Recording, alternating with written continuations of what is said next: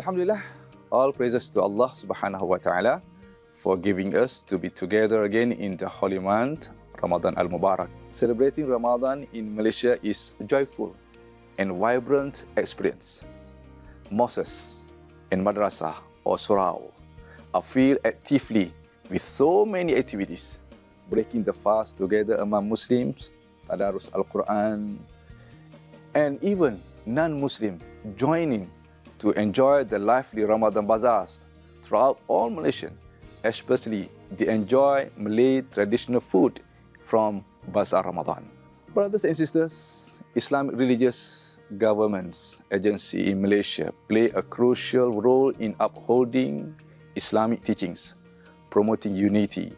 This agency, like JAKIM, both in federal level or state levels, work to implement Islamic law, manage religious affairs, and ensure that Islamic values align with the governance of the country.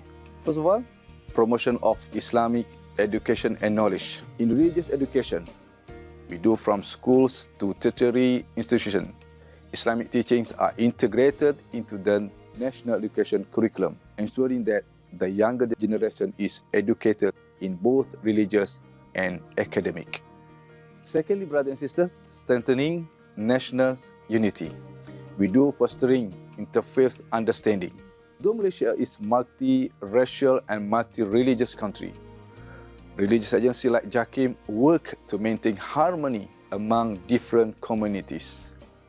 We emphasize the importance of mutual respect and cooperation between Muslim and others religious groups.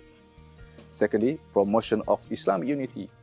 Agency often initiate programs that emphasize the unity of Muslims in Malaysia, fostering a sense of brotherhood and shared identity both within Malaysia and within the global Muslim Ummah. In social welfare and Islamic charity, Islamic agency like JAKIM oversee various social welfare initiatives based on Islamic principle of charity, zakat, and social justice.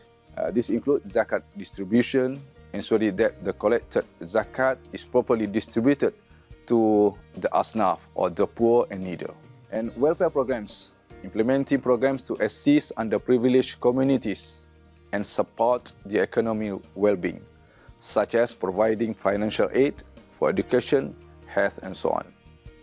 Finally, I would like to thanks again to ICESCO for giving us to share this view from our perspective in Malaysia. Thank you. Wassalamualaikum warahmatullahi wabarakatuh.